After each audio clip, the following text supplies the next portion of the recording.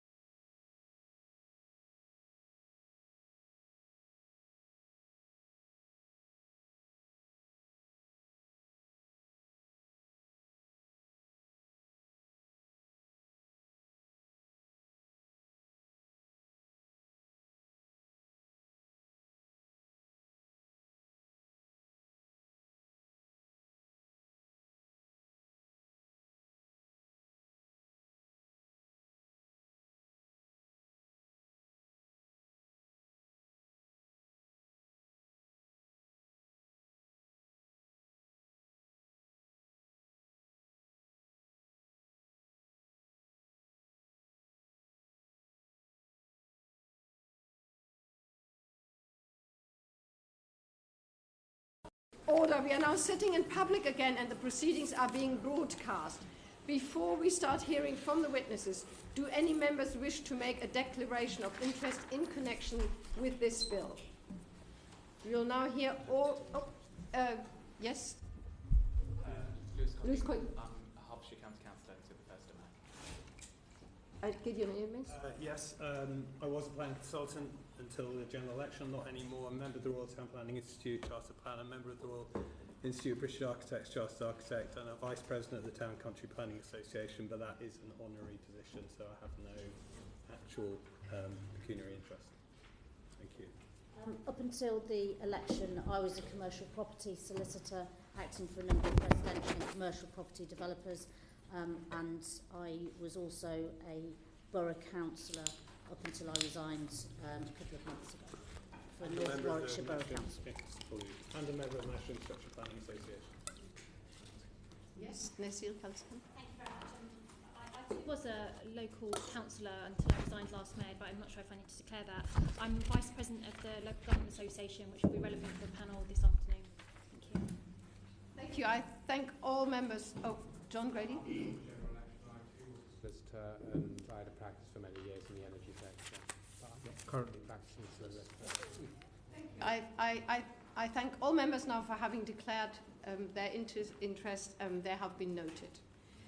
We will now hear oral evidence from Robbie Owen, Board Secretary and Director at the National Infrastructure Planning Association and Head of Infrastructure Planning at Pinsent Manson's LLP, and Sir John Armitt, CBE, former Chair of the National Infrastructure Commission.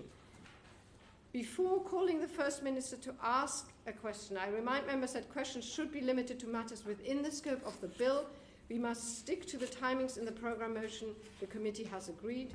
For this panel, we have until 12:05.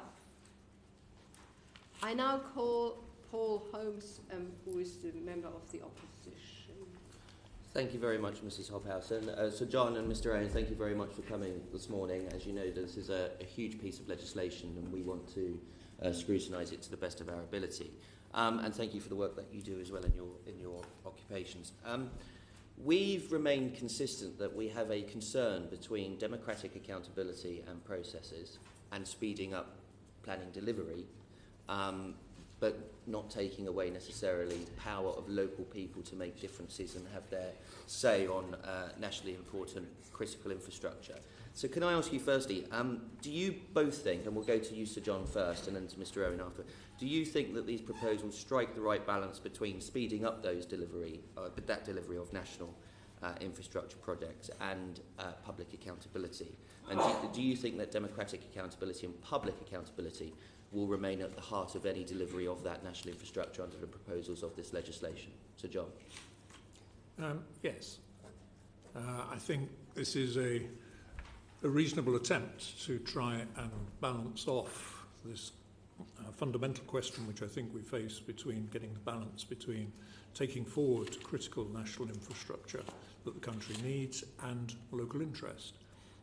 Consultation has always been an essential part of that, and the ability of people to express their views is important. Having said that, it is a very complex area, and it will continue to be a complex area. People naturally, on the receiving end of new infrastructure, will seek every mechanism that is there in their legal right to challenge where they feel that they're going to be adversely affected. What the bill seeks to do is set out a number of remedies for that, and I think one could reasonably expect to see some acceleration. Just how much acceleration in the process, only time will tell. Thank you, Mr. Owen. Yes, I broadly agree with that. I think that the bill does largely strike the right balance, and let's not forget that even in the light of the amendments tabled by the Minister yesterday in relation to consultation, there is still going to be an extensive amount of consultation required, justifiably so, in relation to these projects involving, amongst others, the local community. And then the examination of applications for consent takes place over a maximum of 6 months, which is a very long time within which the local community can express their views.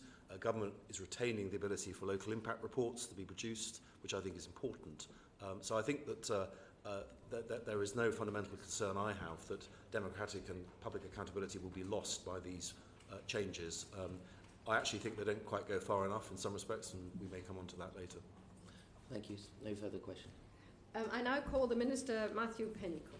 Thank you, Mrs. Hobhouse, and gents, thank you both for your time this morning. I also want to ask you about the Nationally Significant Infrastructure Projects regime.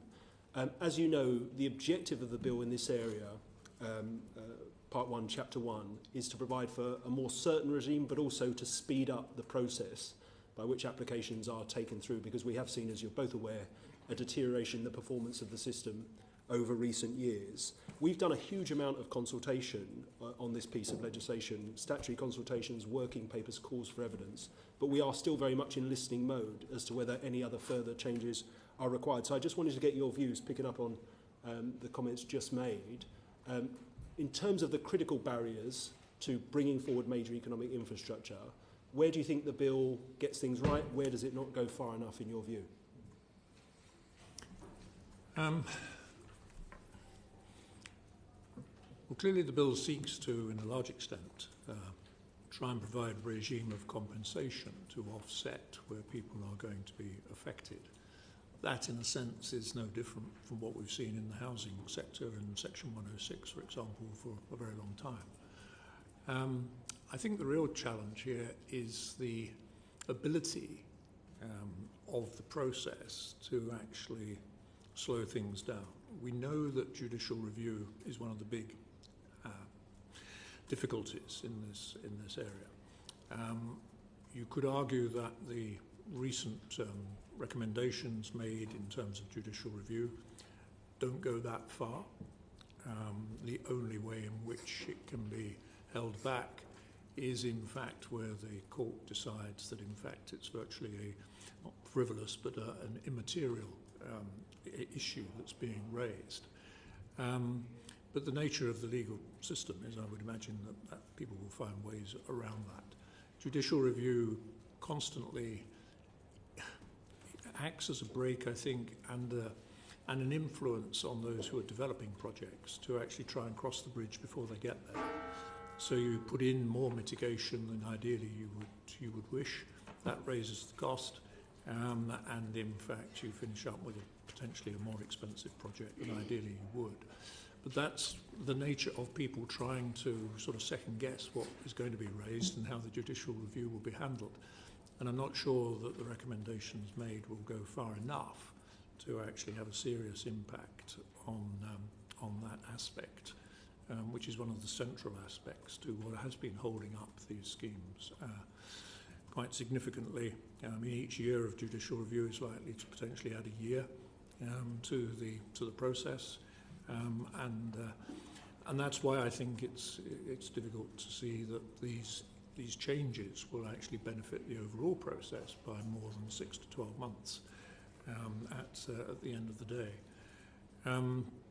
Robbie and I were talking about this before we came in. Robbie's more expert in these, so I'll turn to Robbie for any other observations.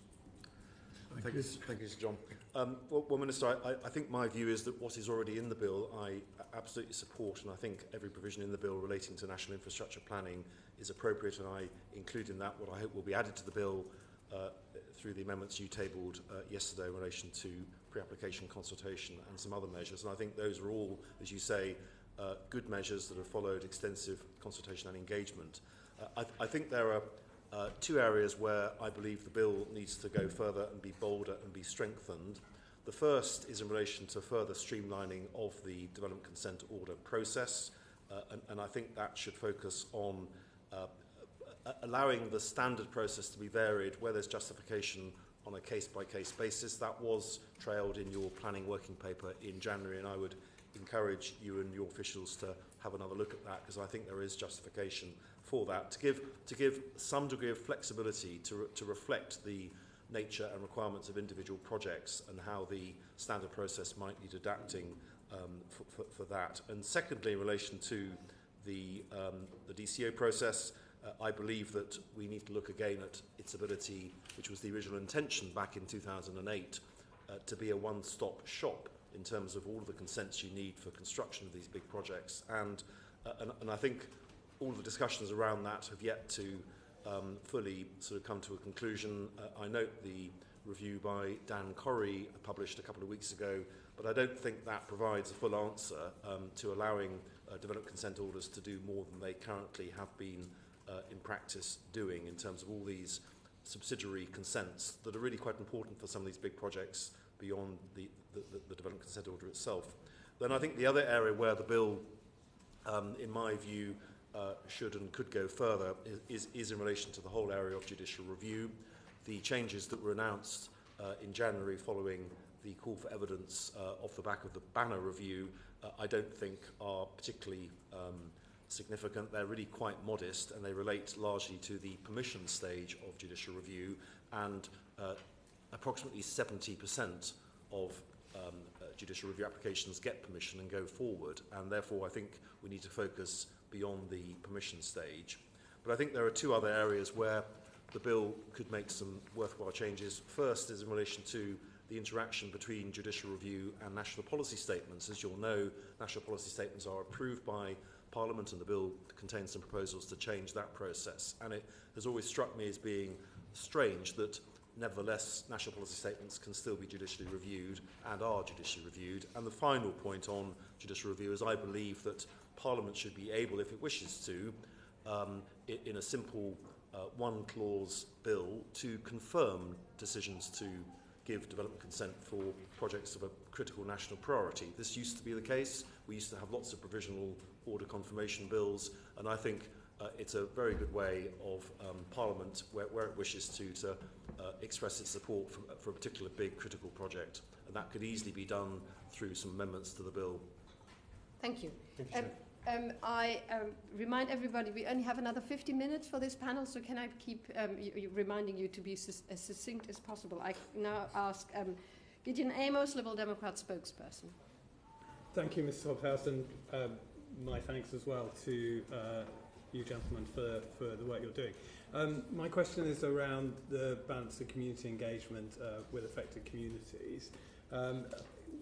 There's a lot of attention on that in the bill, and could you comment on whether planning committees themselves you have observed are a particular problem in the national infrastructure regime as a minor point, and more generally, there's a lot of attention and discussion about the pre-application process being one of the lengthiest stages, and do you have any observations on that, and where the delay, as we hear about, really sits in the national infrastructure regime?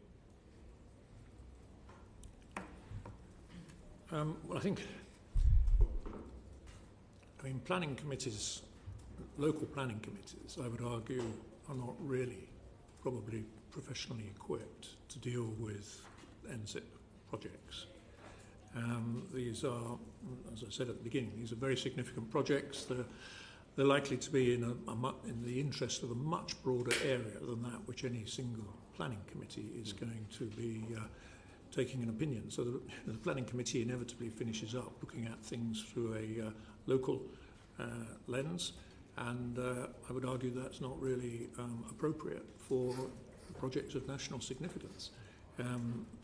Clearly their view can be taken, but I don't think one should recognise in taking it that local interest and setting that alongside the much broader considerations and recommendations and advice which could be received from much larger statutory bodies sometimes, but those clearly with a much more national interest. I think, Gideon, my answer to your question is really certainly so far as local planning committees are concerned, I don't see them as being particularly problematic so far as responding to proposals for national infrastructure projects are concerned. But I think that that sort of is a segue into a broader point, which is I do believe that improved guidance could be given by ministers, not just to applicants in terms of how they should go about their pre-consultation, their pre-application consultation and engagement, but also giving guidance to local authorities and other public bodies in terms of how they should respond to proposals for national infrastructure, because response performances, if I can put it that way, from local authorities differs markedly, I think, across the country, and I think some more uniform guidance would be really helpful there.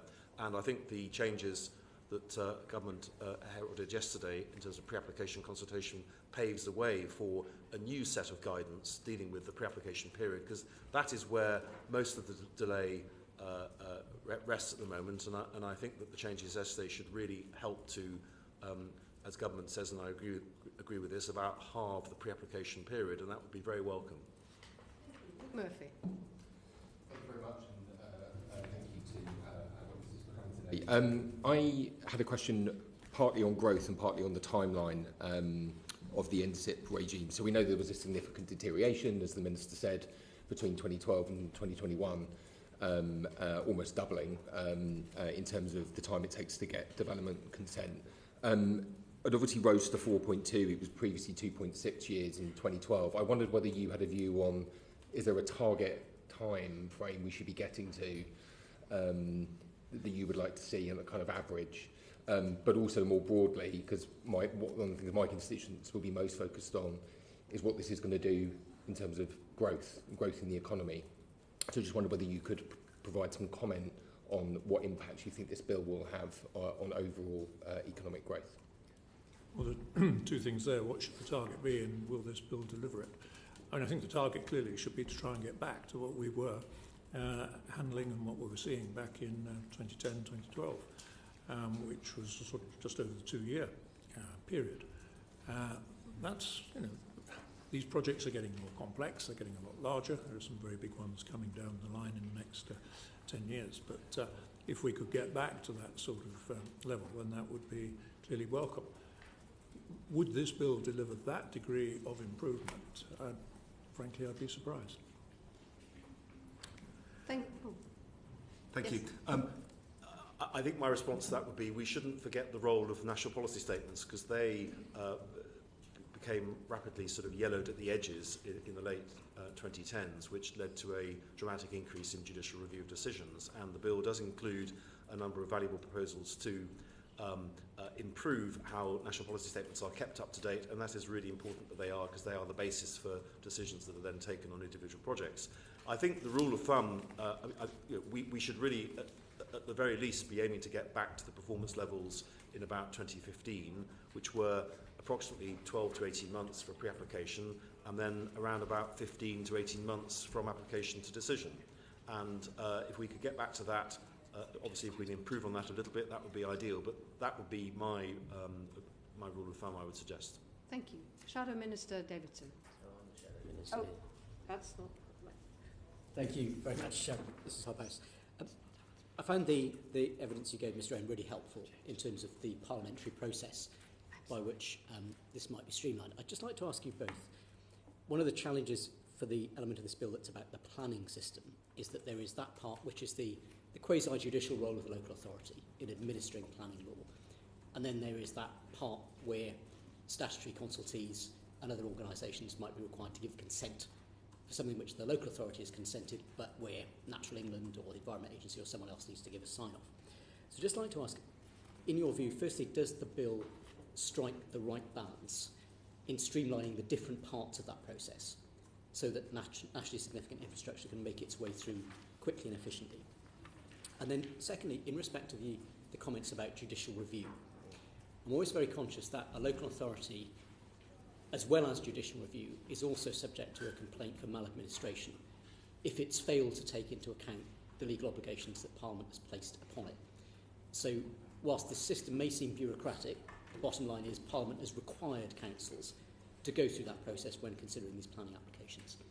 So do you think there is a need not so much to remove the ability of others to challenge, but actually to remove some of the requirements we place on local authorities so that there are, frankly, less loopholes, less complexity for them in administering the quasi-judicial role that they have? It's a very complex question. I shall pass to my legal friend. It is a complex question. I think in relation to the balance, and again restricting this to national infrastructure where the role of local authorities is amongst the role of many public bodies, as I touched on earlier, I don't think that we yet have got to a balance where the development consent order contains the principal consents, leaving the subsidiary ones to be dealt with later. And I would like to see the bill repeal Section 150 of the Planning Act 2008, so that decisions can be taken on a case-by-case basis by the deciding Secretary of State as to what they consider to be appropriate to put into the development consent order by way of other consents. I don't think it's appropriate for that decision to be subject to the veto of the relevant regulatory bodies, which it is at the moment, and I think that's inappropriate. So far as maladministration is concerned, if I understood the question correctly, I'm not sure so far as national infrastructure that is really a particularly relevant process. My own experience of it is it's quite an ineffective process generally, and I would certainly, so far as the role of local authorities in terms of sort of downstream supervision of implementation of these projects, the secret, I think, the answer, I think, is to make sure that the development consent order is very clear in terms of what are the requirements on the consent, the conditions to the consent, which the local authority then need to sort of police and give approvals under. That, I think, is the way forward. Thank you. Martin. Thank you very much. Robbie, you said that no fundamental concerns democratically with the bill. Could you give us a bit more on how you think these proposals will ensure continued meaningful engagement with affected communities and interested parties?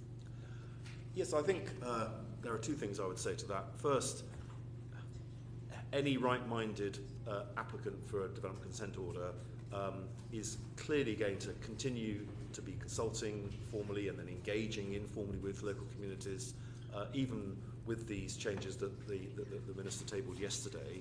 And I do think that the role of the new guidance that the written statement yesterday heralded is going to be critical in setting very clear sort of guidelines in terms of what government thinks is appropriate by way of consultation and engagement. It is critical, though, that the guidance isn't so specific that it almost undermines the effect of removing the provisions from the Act that the amendments would do. I think the second way in which the local community is involved is, as I mentioned, you have this up to 6 months, and it normally is 6 months, public examination of proposals once the application's been made and accepted. And if you compare that with the process for major planning applications, where communities may be given 3 minutes to address a planning committee, it's a much more inclusive process for local communities to be able to take part in. Work is ongoing always to try and improve the usability experience of the examination process and hearings within that, and I support ongoing refinement there. But it's, I think fundamentally the elements will remain, completely will remain by in the Act. The bill does nothing to remove those, and that's quite right in my view. Thank you. Ali Chand. Thank you, Mrs Hobhouse. Could you say whether you feel that the bill will deliver a sufficiently strategic approach to national infrastructure, and are there elements that you feel are still missing that would enable that? Well, in the first place, I think it's worth saying that the government has announced it intends to have a 10-year infrastructure strategy, which will be published later this year. And that will only be the first time since the last one in 2020. And the challenge with that, and we, together with government departments, are working on that at the moment. But I think it is absolutely vital that there is a clear long-term infrastructure strategy. As Robbie has said, the other key ingredient to those, or the implementation of those, is the national policy statements related to the different sectors, and regular updating of those. I mean, we recently went almost 10 years without an update on the energy strategy. The challenge then, when rewriting that strategy, of course, is to manage to trade off the fact that you start out with a large strategic ambition, and that can be contained in half a page. And if you're not then careful, you finish up with 25 pages, which then follow on, which set out all the ways in which that has got to be satisfied in terms of dealing with the concerns, whether they're environmental, whether they're community, whatever they might be. And I think the challenge will remain that, in fact, we're trying to do 2 or 3 things at once here. We're trying to deliver major economic growth infrastructure which is going to enable us to be resilient in the future. It's going to enable us to deal with climate change. It's going to reduce the impacts of carbon, etc. Whilst at the same time recognising that local people will always have concerns about the impact of that infrastructure on their lives and what is the compensation, in a sense, which they may face from that. We've got a live debate going on at the moment about whether we should all pay for a different rate for our electricity according to whether we're close to the generating infrastructure or not. So there are very many ways in which you can address these issues, and they will not be simple. I don't think we should kid ourselves that any of this is just going to wave a magic wand and all of a sudden everything's going to change. In a very democratic society, we're not like others who can steamroll these things through. And I think that is the major challenge. And I would argue that challenge sits very much in the first place with the promoter. As the promoter, you've got to get out there and you've got to be willing to be open and frank about what you see as the opportunities, the advantages, the broad advantages, the local challenges, and demonstrate a willingness to enter into relevant consultation with local people. Now, at the end of the day, there will be people who do not change their mind. And going back to some of the remarks that Robbie made just now, I think you will always need for the Minister to be able to step in when appropriate and make the appropriate decision given the scale of the challenge. Thank you. Order. We are now nearing the end of the time allotted for this panel. This shall be the very last questions to our witnesses to this panel. And I call Jim Dixon.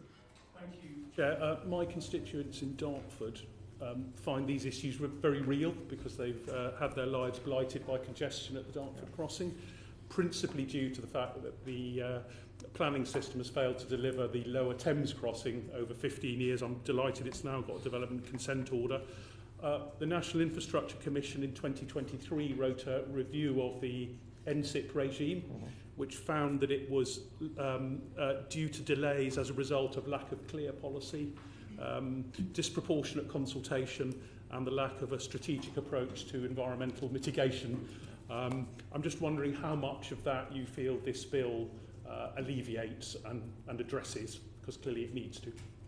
I think in the circumstances this bill is a good first attempt to deal with those issues.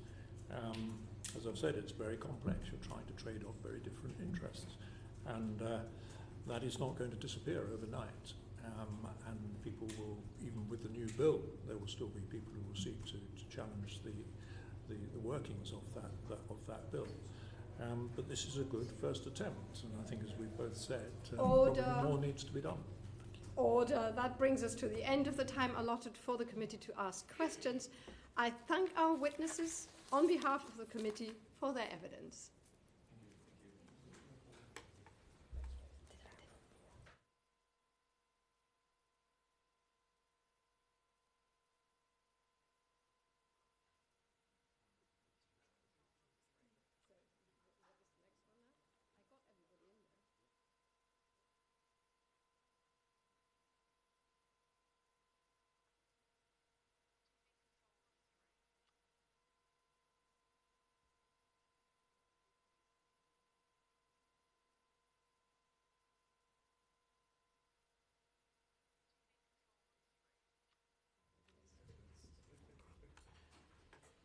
Thank you.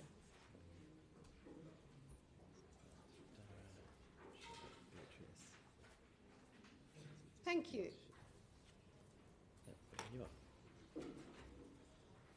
Order, order. We will now hear oral evidence from Dhara, CEO at ALG UK, Charlotte Mitchell, Chief Planning Officer for the National Grid, Beatrice Filkin, Director for Major Projects and Infrastructure at Ofgem, and Christianna Logan, Director of Customers and Stakeholders at Scottish and Southern Electricity Networks Transmission.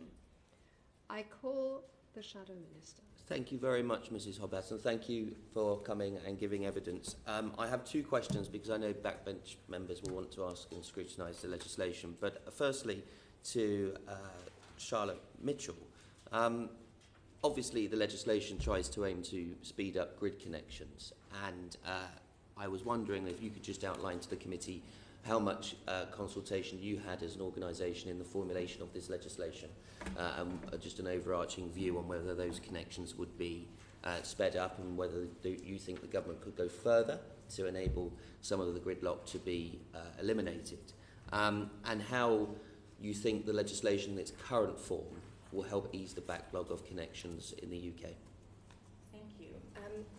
Yes, so looking at the connections reform aspects of that the bill will underpin, I think it's a really welcome set of reforms, moving from a sort of first come, first served system to a first ready, first needed, first connected approach. What we've seen under the kind of first come, first served system is a real proliferation of projects in the queue. So to bring that to life slightly, there are about 450 gigawatts of capacity in the queue at the moment, which is about 3 times what we would need to achieve net zero.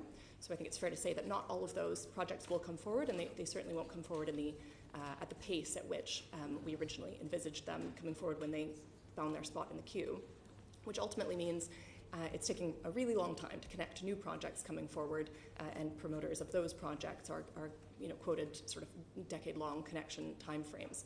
So we really welcome the reforms, and we have been part of those discussions. We've had a seat at the table with NISO leading the approach to the reforms.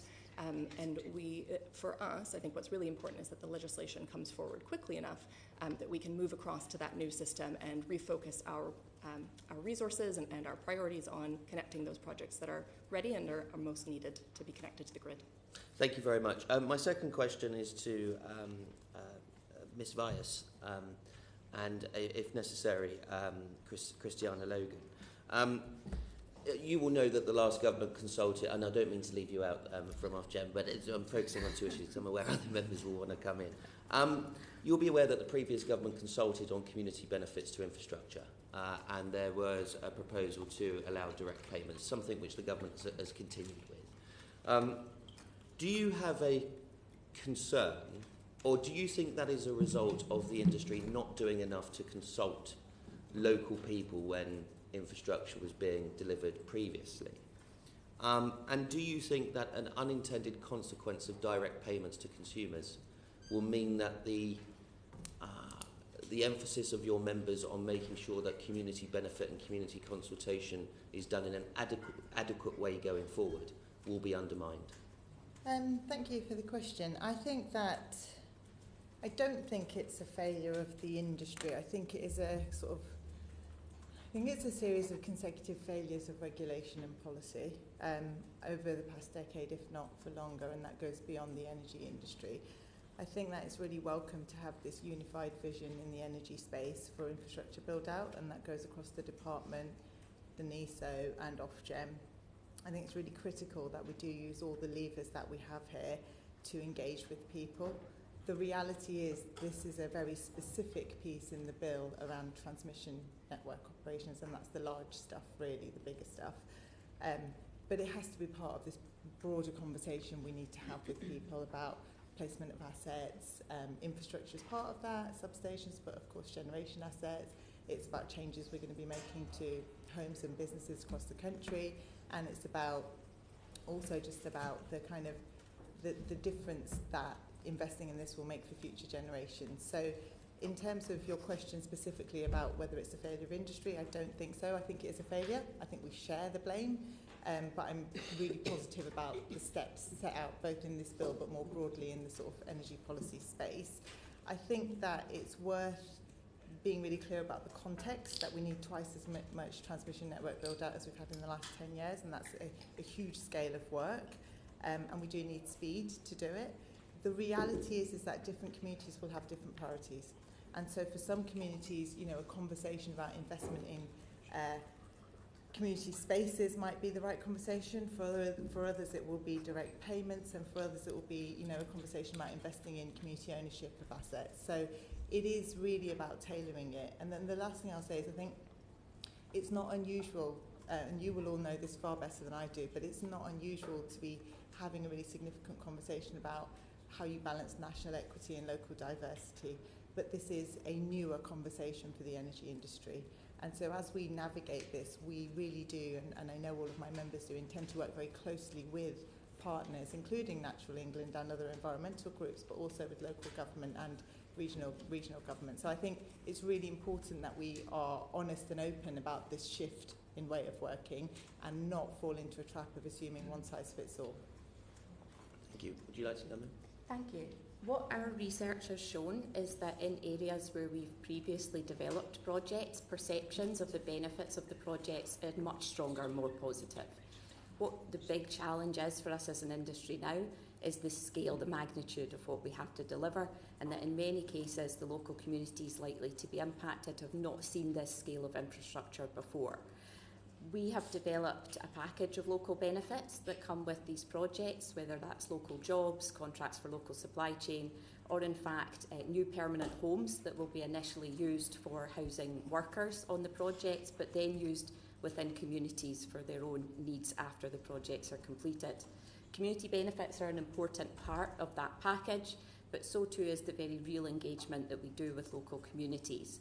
We've made changes around things like substation locations, overhead line routes, directly as a result of that engagement with communities. That's what's building trust around these projects, and as Dhara said, we need to all work together to increase understanding of the benefits that these bring. Our recently produced a national campaign that we have collaborated on across the sector will help with that. Our own media campaign in the north of Scotland has resulted in a double-digit shift from neutral to positive around these projects for those that have seen the campaign. We can't achieve this on our own as transmission owners. We need to work cross-party, cross-government, cross-sectors to be able to help people understand the real imperative and benefit of these projects. Thank you for that, and just very briefly, and congratulations on the work that you're doing. I just wanted to just push slightly further, not push you because you have answered the question, to be fair. I just wanted to, further down the line, do you have a concern that systematic decisions that will go forward in companies such as yours will mean, will have an unconscious bias to think direct payments are easier to be able to get these projects through, and the traditional community investment that would go forward by being accountable to that community would fall aside because the direct payment route is easier than genuine community benefits going forward? Genuine community benefits are the most important part of these projects. I think it would be risky to see direct payments as a silver bullet to reduce objection to projects. When you're delivering new infrastructure across hundreds of miles in these types of areas, there will be objection to these projects. I think in this endeavour we all have to show courage to take forward well-designed projects that have been developed with local communities in mind, that take on board their changes where we can, but recognise that that will require trade-offs and that we will not be able to appease all objections. And just for the record, that's not my view. There are some concerns along that. I wasn't castigating you. Energy Minister Martin. Thank you, Mrs. Hobbs. Thank you. Good afternoon. Thank you for joining us. Perhaps coming to Beatrice and Ofgem on this question, we've, as a government, set out the ambitious Clean Power by 2030 plan, which obviously involves a significant rollout of renewables, but key to it will be storage and our ambition to build the first long-duration storage in 40 years in this country. What's your sense of the importance of the mechanisms for doing that, particularly the cap and floor financing scheme, and how important is long-duration storage to the energy mix we're trying to build? Thank you, Minister. You'll be aware that, as you said yourself, we haven't seen any large-scale long-duration energy storage built in this country for decades now.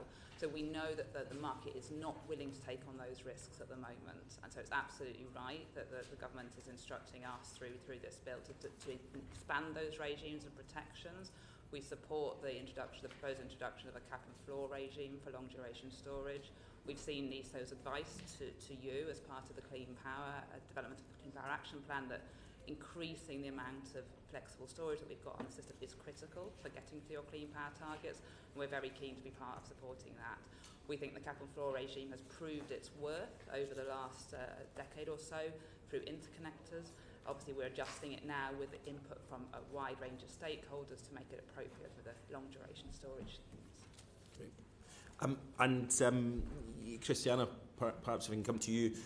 This bill obviously has a significant amount of planning reform in England and Wales, but the key element in the energy space within Chapter 2 is around the reforms to Scottish consenting, in which we've worked very closely with the Scottish Government to upgrade or update the 1989 Act. Can you give any sort of sense from your extensive experience in this in Scotland about how much those changes are necessary, or perhaps how much of the development is being held back by that planning reform not being updated at the moment? Absolutely. We really welcome the powers brought forward in the bill that are creating that framework to be able to increase the timeliness and effectiveness of consenting in Scotland. The powers particularly around introducing timescales for determinations and the removal of automatic trigger of public local inquiries, replacing that with a reporter-led process. Public inquiries are one of the main causes of delay to consent decisions in Scotland at the moment, with the impact and cost of that borne ultimately by bill payers and local communities through local authority investment in that. What we believe is that to really make the powers in this bill effective in practice is that the secondary legislation will be critical. So we would ask that the secondary legislation that provides the detail for implementation is delivered in parallel with the bill so that it can be laid as soon as decisions are made, and that within that, determination timelines are set at 12 months to make sure that we can get timely delivery. We welcome all the joint working between this government and the Scottish Government, and we'd like to see that continue for that secondary legislation. We welcome the Scottish Government's commitment to 12-month determination for projects, but we are not yet seeing that in practice. For example, our Sky project, which is both an energy security and decarbonisation project, is still awaiting determination more than 2.5 years on. So that's why the ask is so important. Really helpful. And Dhara, perhaps to you finally, if I may, just picking up on the questions on connections reform and the wider push in this bill around how we build network infrastructure more quickly and the ambition on that. How critical is it to the broader energy space, particularly on the questions of energy security and bringing down bills and the wider space on our energy mix going forward, that we build more network infrastructure and that we get the grid working? I mean, how critical is that aspect of it to delivering in the 2020s, but in the 2030s in particular, the demand that we're going to see and the other objectives of the government around bringing down bills as well? Yeah, it's absolutely the right question to be asking, because we won't achieve any of it unless we actually unblock all the kind of the issues that we're seeing within the infrastructure space. The reality is, with these sort of so-called zombie projects, at least half of them are ready to move on to the next stage, and in large part that's down to the work that's been happening as part of the Connections Reform project. It is kind of really important that we keep on moving with the momentum that we have right now, because gaining planning permission and making progress through the new milestones that the NESO set out are the next big challenge for us. The reality is we are in a really difficult position right now. Bills and debt owed by customers to energy suppliers is at a record high. We're still really feeling and I think living the long shadow of the cost of living crisis, which kind of was part of and kind of obviously down to the energy security crisis because of the illegal invasion of Ukraine. The reality is investing in an abundance of clean power will be completely pointless unless we have the infrastructure to move it around the country. And unless we invest in clean power, we won't ultimately be bringing down bills to the extent that we need to bring them down. The other part of that is the demand. And we need to see demand increase by at least sixfold. We're going to have electrification of our homes and our transport, and therefore, again, brings us back full circle to we need to be able to move the electricity around. Thank you. John Grady. Thank you very much, Mrs. Hobhouse. Question maybe for Christianna and Beatrice and Charlotte. To bring this to life, if I'm a Scottish MP, so if I'm building a set of offshore wind farms in the north of Scotland, I also need to build transmission infrastructure from Scotland down to England. And the hold-ups of this involve connection queues, planning delays in Scotland, and planning delays in England. And what this bill seeks to do with the reforms in England and Scotland is to reduce those delays. So I want to unpick what that means for my constituents in terms of jobs and investment.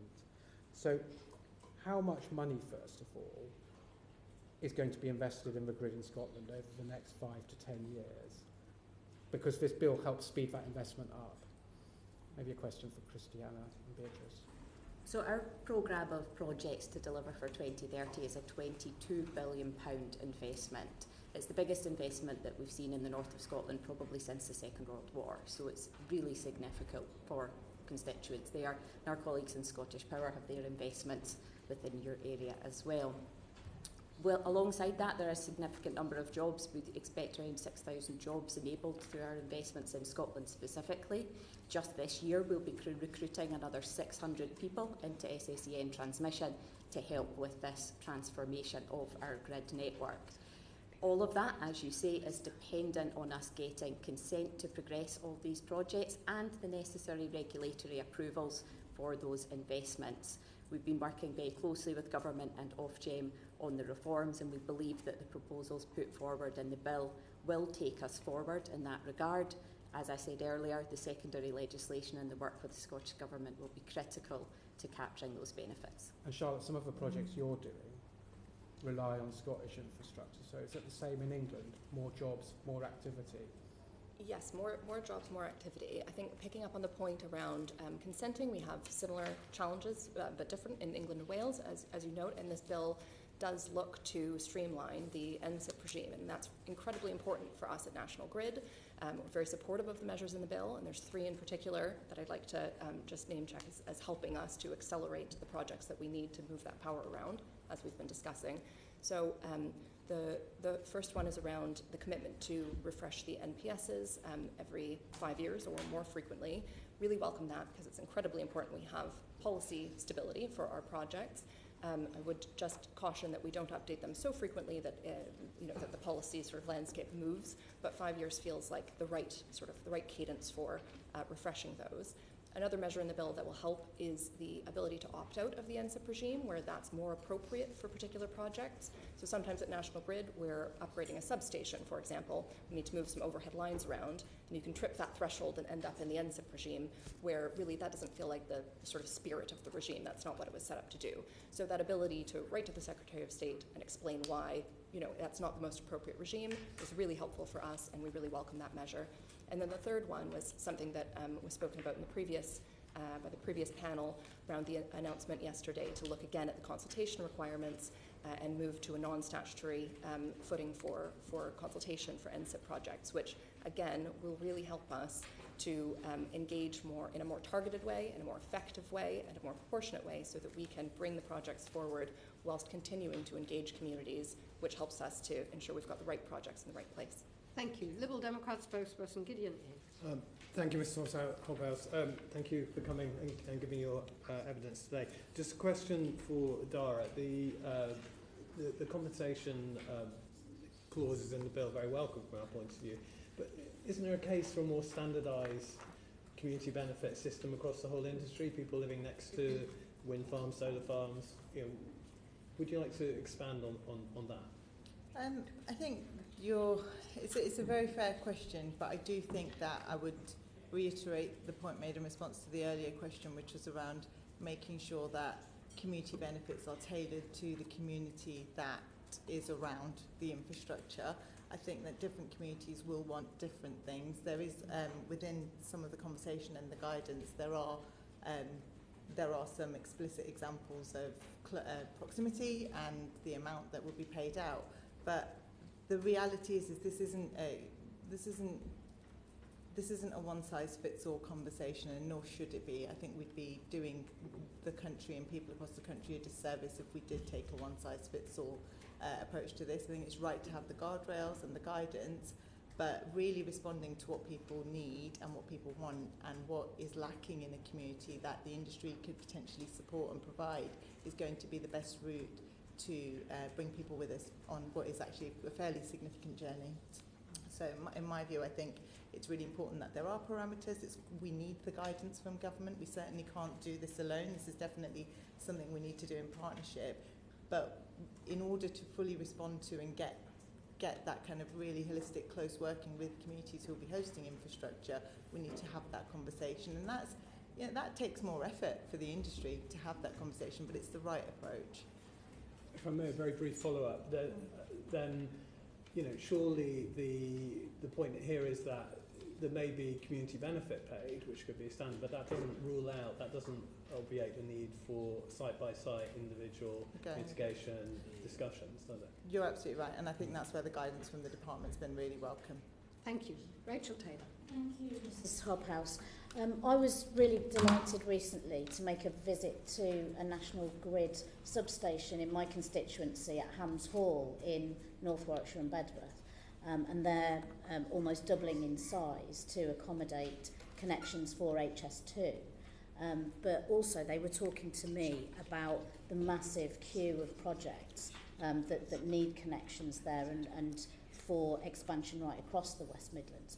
Have you carried out an assessment of the backlog of connections, and to what extent do you think these changes will enable us to achieve our ambition of net zero by 2030? I'm very happy to take that question. So we've been ongoing a process of reform of the approach to the connections queue with NESO and government for quite a while now, and we've reached our conclusions last week and made a decision on how that reordering of a queue should work. So as part of that, we've been looking at, as Charlotte mentioned, at how do we move away from the idea that we had previously, which was a first comes, first served application process, to what do we need as a country and which projects are most ready. That decision we've taken now, of how that process will work, now needs to be implemented by NESO and will be implemented at very rapid pace over the next year with the network operators as well, to give industry as well confidence and security that they can continue to invest to deliver clean power targets, as well as all the growth targets that we want from HITS. One point we didn't touch on previously was the demand connections here are really important for the growth story, and the queue connections reform deems all of those connections already in the queue as needed, so they pass that first test, and that's very important for making sure we're prioritising access to our network to enable growth for the country.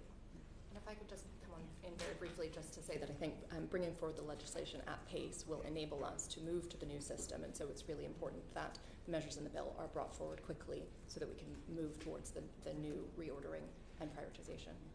And just to follow up on that, also at Hams Hall, JLR have a battery assembly plant, and they told me that they could probably power the whole of the industrial estate there, but there was just no chance whatsoever that they'd be able to get a grid connection.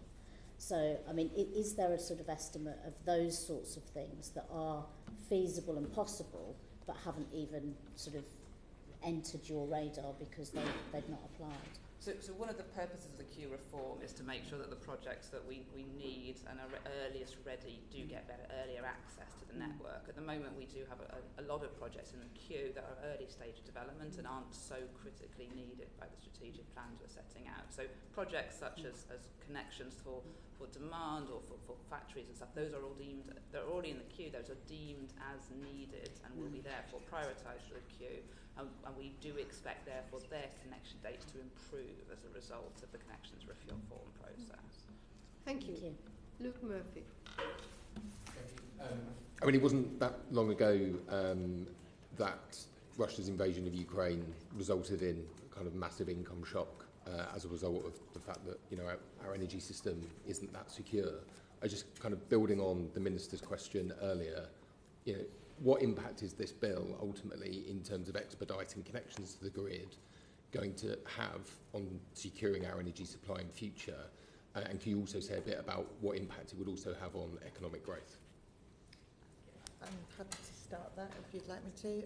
So it's, I think that this bill is going to be crucial because and this was true for the previous government as it is for this government, that clean energy and investment in clean power is seen as the safest and surest way to ensure the UK's energy security. So, you know, investing in clean power, I think there's a programme of work, but there is absolutely nothing to be gained from all of that investment unless we can move it around the country. So that's why this part of the energy industry is so crucial. The reality is, in terms of impact on bills, at one point the energy bills were 4 times what they were in 2019. and we're now seeing bills and debt of 3.8 billion and growing. And I think it's also really important to note as well that kind of generally speaking, households are under more pressure now than they have been for well over a decade. So, you know, I think more than half of households, for example, who go to Citizens Advice have a negative budget. So, you know, households are really feeling the pressure, and the conversation about energy bills has not really been off the front pages for the last 4 years. So in terms of being able to really expedite the investments in clean power, making sure, you know, we're reducing the amount we're spending on curtailment costs, should mean that in the future, if we experience an energy shock again, we won't be spending the £40 billion that was spent in 2022-23 to support people, and that's why this is so important. And just very quickly, in terms of benefits, in terms of economic growth, of kind of electrifying the economy. Yeah, I think it really links neatly to the last question, actually, around demand. The reality is we need to decarbonise business in a really significant way. Right now, our businesses in this country are paying amongst the highest of OECD countries, if not the first or second highest in that group. It is a big part of the discussion with the Department for Business and Trade around the industrial strategy. Energy and the price of energy is hugely significant to business users as well as to households. So whilst we also need to be having conversations about linkage with Europe, we need to be having really significant conversations here about how we can speed up demand and connections for demand, and that conversation both for homes but also significantly for businesses, but also more broadly be having that conversation about how do we support businesses to consider how they can move off their dependence on gas. Some questions with Ofgem, if I may. So you sort of said earlier that we're moving from a first-come, first-served system to a system where somebody is going to determine what should take priority and what should come before something else. Who's going to make that determination? So what's happened to date is NISO has done some preparatory work assessing options. We've made a decision about how they should go about reordering the queue, and that's the decision we made last week based on need and readiness. Now, NISO needs to implement that decision, and that's what they will be doing rapidly over this year to make those choices. And they will be prioritising that reordering for the queue, the projects that are due to connect in the next year or two, first of all, and to complete all of the projects that are needed for clean power by the beginning of 2026. So that's the process they'll be going in. We're not walking away from that. We are regulating NISO, but we're also working with them on this process. We see this as a very, very critical enabler for clean power. So then working through this year of that process, we'll be a partner alongside them. But that's also why we very much welcome the provisions in this bill to provide that legislative security of what they're looking to do as well. So just a quick follow-up, if I may. So it won't be ministers deciding what projects get priority and come forward. It's Ofgem. So we have made the decision about the way in which NISO now prioritises the queue. They are doing that going forward. So our decision-making process was finished last week. That's the process by which they make those decisions. They're now going to implement that decision and do that reordering decision, individual decisions over the year. So how do you determine then what should get priority and what shouldn't? So we've set out in our decision the way in which NISO should assess the queue. They will use that information that we set out last week, that guidance, to then implement and take each individual project, weigh it up against those criteria, decide whether they meet the need and the readiness requirements, and use that to sort through the queue. That's a process. They will operationalise our decision from last week. Yes? Just to add in terms of the practicalities of how that will be approached, NISO's proposal is that the customers with connections contracts will provide evidence of their readiness to meet these criteria in terms of things like submission of planning consents, land rights, ways that they can evidence they are progressing their projects at the pace necessary to achieve the 2030 goals. And then, as Beatrice said, against the strategic alignment of different technology types with the needs of the Clean Power Plan. So the customers will be putting forward their evidence that their projects are best placed. NISO will use that to assess which ones should go forward. And within that, there is some protection for projects that are already well progressed so that we don't impact investments that are ready to be deployed to hit those targets. Thank you. We have another 8 minutes that is allocated to this panel, but if there are no further... just a quick follow-up. All right. I've got one from How will that affect the time frame for these projects? See, the bill and I suppose the government wants projects to happen quickly, but you're now saying there's another process to go through. So can you just explain how that's going to affect the time frame of projects? So what we've set out now in the decision last week sets off that piece of work that NISO are doing over this year. Why that helps projects, as we've talked about, there are numbers of projects in the queue that are either nowhere near ready or they're not deemed needed for the overall strategic plan. So the process of sorting through the queue will speed up access, that very constrained access to the network, to enable those projects that are needed and ready to join and connect to the network earlier. Thank you. Last question, John Grady. Yeah, back to Scotland and coastal Scotland. I declare an interest. My granddad and several of my cousins were trawlermen in Scotland. So offshore wind represents a big opportunity in Scotland for coastal communities and harbours, which have over the years suffered economic decline. Have I got that right? In terms of does it provide an opportunity to local communities? Absolutely. So we see this not only in terms of the build process, but also in terms of the operations of these pieces of infrastructure. And so this bill, which speeds up planning and speeds up consenting for transmission and generation infrastructure, is really important for Scotland's coastal communities. That must follow, mustn't it? Investment in things like ports infrastructure comes directly as a result of the investment in these projects, and that investment isn't secured until we achieve consents, whether that's networks, offshore wind as our customer.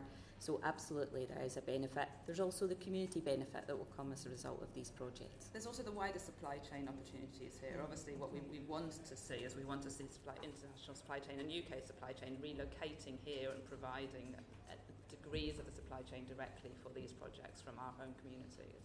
Thank you.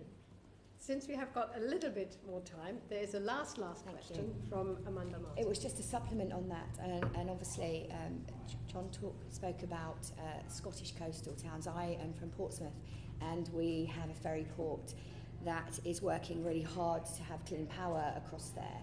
And do you believe that unlocking some of the grid elements of power will help places like other coastal areas in England as well as in Scotland? Yes, because access to clean power should eventually result in lower bills, and in making progress in this space, you ultimately do unlock economic opportunities, growth, and increased productivity. So yes, I think it is the dividends of this investment are felt right across the country. Thank you. That brings our second panel to a close, and I thank the witnesses for their evidence, and we will move on to the third panel.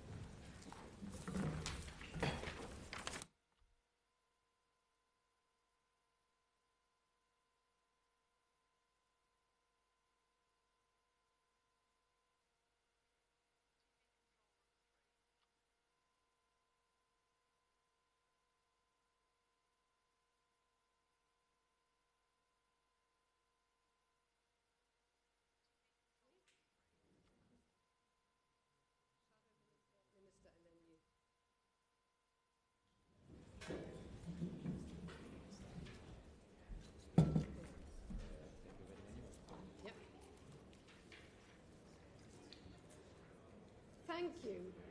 We will now hear evidence from Marian Spain, Chief Executive of Natural England. For this session, we have until 1 o'clock. Shadow Minister. Thank you very much, Mrs. Hobhouse. Marian, may I call you Marian? Of course. Thank you very much. It just helps me know what to call you. Marian, thank you very much for coming, and thank you for the work that you do. And I'm sure you'll appreciate that this is one of the more controversial areas of the bill that is being proposed, with Natural England taking on more responsibility under government proposals. You'll appreciate that many stakeholders have said that they are concerned about the responsibility that Natural England will be taking forward in terms of environmental development plans. In particular, the RTPI have said that they are concerned that you will be adequately resourced going forward. The Institution of Civil Engineers are worried about a two-tier system and stakeholders and organisations being resourced adequately, and the County Council's network have also outlined that they remain concerned over the resourcing of Natural England. So I'd just like to firstly ask you whether you believe that going forward that Natural England is adequately resourced with the management structures in place and the system structures in place to be able to cope with the extra responsibilities that Natural England will be taking forward. Yes, just to sort of put in context what I might say, we very much welcome this bill. We think this bill is absolutely the right thing to give us the growth the nation needs, whilst also not just protecting nature, but also giving the opportunity to restore nature. So my answers will be in that context. This is a bill we very much welcome, and it's something we've worked very closely with government on. In terms of resourcing, in principle, yes, the resourcing should be adequate. We have money in this financial year. We have £40 million in this financial year to begin the preparatory work for the environmental delivery plans and the Nature Restoration Fund. That will enable us to start on the first of those EDPs. And I can say a little bit more about what we think those will be, if that will be helpful. In time, in future, the levy arrangement should allow us to also fully recover our costs. It should allow us to recover the costs of doing the work on the ground, but also the overheads that we will need to incur to work with developers, to do the monitoring and reporting and so on. I think the risk is in the early years of the scheme, when the levy is not yet flowing, but we need to get up front and do those delivery plans so they are ready when the developers are ready to contribute. And that is something we are working with our parent department in DEFRA and with our colleagues in MOCOG on a bid for next year's spending review. So the limiting factor will be whether government are able to put in initial preparatory money. The way we did that for the district level licensing scheme, we had effectively a rolling fund. So government put money in up front that we then rolled over as the levy came in to fill the gap behind it, if I can put it that way. Thank you. Thank you. Excuse me, sorry, if I can come back briefly. Just very briefly, Yeah. You have to keep this very tight. Yeah, no, that's fine. That's fine. So have you had what conversations and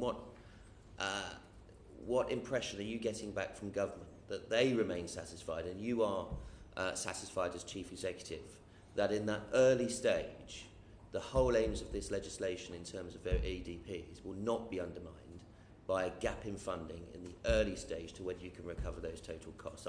I'm a lot of your responses, and I'm not criticising you because you're waiting on government funding, is should and we may, and so I just want to push you slightly on that. And have you started work at this precise time on some of the preparatory work for EDPs going forward? So just to reiterate, the unknown that I can't answer will be the outcome of the spending review and how much government as a whole chooses to invest in next financial year. I think the other comment I will make, the other thing that this bill and the other associated planning reform changes that are coming forward will allow Natural England to relieve some of its existing resources from lower impact work and move them into this. So it isn't just about new resources, and I'm confident we can make that change. I'm confident that this will be one of the most important things Natural England does for the next 5 years or so. You had another question that I forgot. Preparatory work on EDP. Yes. Where are you on that? Work is underway now. As I mentioned earlier, we're doing two main things. We're thinking about the first two environmental delivery plans. This probably is an opportunity for me to mention that they are almost certain to be improving the existing nutrient mitigation scheme, turning that into a full-blown EDP and NRF system, and also consolidating the district level licensing scheme, the scheme for great crested newts that we set up 5 or 6 years ago. So those can be relatively quick wins done within this calendar year, we believe. We are then looking at what the next EDPs are likely to be. That conversation is live at the moment with our colleagues. And we're looking at 3 issues. We're looking at where development will most need it, where are the development pressures that might be major infrastructure, might be the new towns and so on, where are the places we're going to most need it, where is it going to be most feasible, where do we believe we have sufficient evidence to have robust plans that will work, and where is the sort of beating of those 2 points. So that's underway, thinking about the EDPs. We're also using this year's government investment to set up the systems and the digital systems we'll need. So the systems developers will need to test their impact and decide if they want to participate, the systems we will use to handle the money, and the systems we will use to do the essential transparency of reporting and monitoring. Okay. So that will be in place this financial year. Thank you very much. Matthew. Thank you, Chair. Marian, thank you for giving your time today and also for the work you're doing and the organisation is doing to ensure the new system will be operational shortly after the bill gets royal assent. I wanted to just, if I can, get you on the record in terms of the objectives of Part 3 of the bill. Are Natural England confident that the Nature Restoration Fund will deliver better outcomes for the environment than the status quo? And then specifically on the powers that will be available to Natural England in bringing forth EDPs, do you think the bill gives you enough flexibility to consider a wide enough range of conservation measures to deliver those plans? So we are confident that this will be an improvement on the current system. We've already run versions of the Nature Recovery Fund for recreational impact, for Great Crested Newts, for nutrient mitigation. So we've seen enough that these schemes can work, so we're confident they will work. We're also clear that it is an improvement because at the moment the current arrangements are suboptimal for developers and for nature. We see that developers are investing disproportionate amounts of time on data gathering that can be better done once and centrally. We are seeing that investment in mitigation and compensation in the sequential scheme slows things down and doesn't always create the biggest impact. And we also see that there is less transparency than the public, and indeed developers themselves sometimes want about how that money is being spent. So I think we're confident this will be an improvement. I think the other important point to note is that many of the pressures nature is facing now, particularly water quality and air quality, and indeed recreation, they're diffuse, they're not specific, they're widespread, they're cumulative, and it is impossible for an individual developer to adequately consider and mitigate and compensate. So we need to do that at much more of a scale. And the measures in the bill and the associated measures of having more robust spatial development strategies that look at nature and development together, and having the fund, the plan up front that tells us what the impact will be and how to mitigate it, and then the fund to allow that discharge, we think is a major step forward. It is unknown, well, it's not unknown, forgive me. It is a risk, of course, and people will be concerned that it won't be regressive and it won't be a step back, but we think there are enough measures in the bill that are clear that this is about improvements to nature, maintaining the current protections, but also allowing development to make its adequate contribution to restoration of nature. Ollie Glover. Thank you, Mrs. Holthouse. You've mentioned that you've already started some work on environmental delivery plans, or EDPs. Are you able to say a little bit more about how long you think individual plans will take to develop and come into force? And a little more on what you said before about the criteria you will use to decide where and what sort of areas will need them. I can't yet give you specifics. This is sort of thinking that is happening now. We haven't yet made any decisions. I mentioned we're looking at feasibility, we're looking at demand, we're looking at ability to deliver. I think where we will look next, the areas that are at the top of our minds in our conversations with fellow officials will be air quality. The impact of nitrogen deposition on nature is something that we see as a major risk. Water quality, water quantity, the availability of water for both nature and development is high on the list, and a certain number of protected species. You know, bats, the commoner species of bats, are likely to be able to benefit from the measures, similar measures to newts, so protected species, but not yet all. So we don't yet know which. So I can't give you a definitive answer. I think it'll be next financial year when we start to roll out those further plans. It's also quite hard for me to give you any certainty about exactly how long the plans will take, because they will vary, of course. Some of them will be geographically defined, some of them will be subject defined, some of them might be species defined, so they will be varied and mixed. But I think we are conscious that we need to move quickly on this because we need to give developers a better solution than they currently have. I appreciate there's a lot of uncertainty, and you've been very honest about that. And as my colleague has already acknowledged, there is a huge amount of concern about these provisions within the bill. What is it that gives you such assurance or such confidence, given so little we know about EDPs, that the bill's measures won't reduce the level of environmental protection as given by existing environmental law? I suppose two parts to that answer. One is the success we've seen of the similar schemes we're already running, and I could expand on that a bit more if you wanted any specifics. I think also the bill itself contains a number of safeguards and measures. So I think the first thing that the bill includes is it effectively maintains the mitigation hierarchy, because the best way to protect nature is avoid damaging it in the first place. So the fact that the obligations on developers and the protection, the legal protection for sites and species remains. The bill doesn't remove those. The bill maintains that obligation, but makes it easier and simpler for developers to discharge.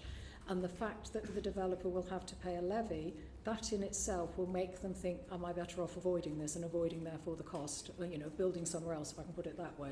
So I think there's a safeguard there. I think the other really important safeguard is that the Secretary of State is the ultimate arbiter of whether an EDP will be adequate and will produce that net improvement, that overall improvement. That's the other reason why it's hard to be very specific about the EDPs, because until we really start to develop them in earnest, it's hard to see. There will need to be a fairly robust evidence base for the Secretary of State to be confident that the measures will have a positive impact, will have that net overall improvement. Thank you. Lee Pitcher. Thank you, Mrs. Hobhouse, and thank you, Marian, for coming along today as well. It's massively appreciated. So I've heard a few things today around, genuine community benefits are essential here, and they must be delivered. And partnerships and relationships are hugely important in order to be able to facilitate those. And everybody that will talk to us welcome the bill, including yourself, and has said it will take us forward. But if that's key, the community benefits, and you have a huge duty now going forwards as part of this bill to deliver those and support with those, I just wonder, in terms of the cultural change that needs to go on around working with others and working in partnership, how prepared are you for that as an organisation? So a lot of our work, nearly all of our work, is done in partnership anyway. I think perhaps I'll just expand on who I think the crucial partnerships are for this bill to succeed. Actually, before I do that, one other thing, again, the bill itself will require us to not produce the EDPs in isolation. They require us to do public consultation. They will require us to work with others. We'll need to work with the local planners. We're also highly likely to need to work with those who already have the data, and that might be the voluntary sector, it might be the professional ecology sector, who will rely on heavily to provide us with the data to have the confidence to recommend a robust plan to the Secretary of State. I think the other part that is very much on my mind at the moment is that one of our jobs will be to give confidence to everybody who needs to be involved in making this work that the plans are robust and adequate and will have the impact intended. So one of the things that developers say to me, that they want confidence that if they're going to pay money, it's well spent. Somebody said to me the other day, a developer said to me the other day, the thing he finds most frustrating, he puts money into the community infrastructure levy and he never sees what it's spent on.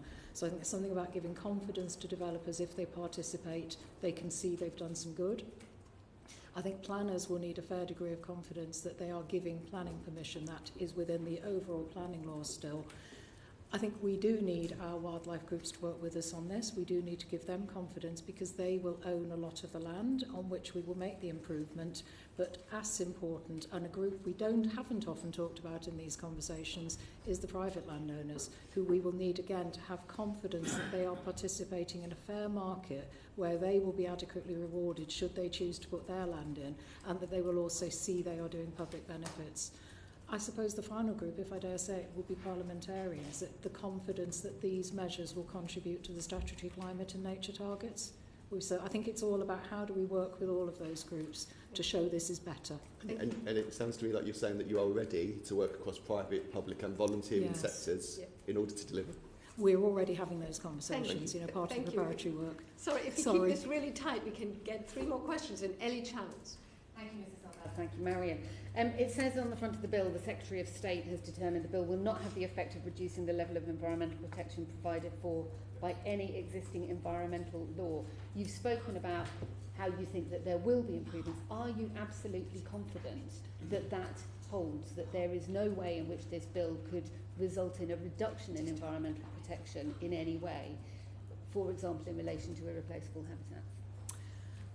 So I think I'm trying awfully hard not to say that's something for Parliament to be keeping a close eye on as the bill goes through. There are risks. This is a very different system, and the fact it's going to be embedded in legislation theoretically in perpetuity. So I think we are conscious that we are watching with our colleagues in DEFRA and MHCLG, issues that are being raised by others, by parliamentarians, by the third sector. We are conscious that the bill needs to have those robust safeguards, and there may be drafting amendments that make those even more robust. I think the basic premise of the bill is clear. As I've said already, that basic idea that the plans can only be approved by the Secretary of State if he or she is satisfied.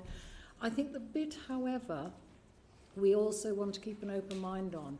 We need to have a system that is robust enough, has those safeguards, but also allows flexibility in how we operate it for years to come. And we may find, nature is changing in the way it responds to climate change. Society is recognising different things that it needs from nature, nature-based solutions to climate change, more nature for health and well-being, as well as just protection of rare species. So there's something about getting that balance right, to have a system that's workable in a place, that's adaptable to what a community needs and adaptable to a particular development, but also maintaining that overall aim to make nature better. Mark Ferguson. Thank you, Chair. I think the position is probably quite clear from your response, but for the avoidance of doubt with the time that we have remaining, are Natural England confident that this model will deliver overall better outcomes for nature? We are confident that the model works.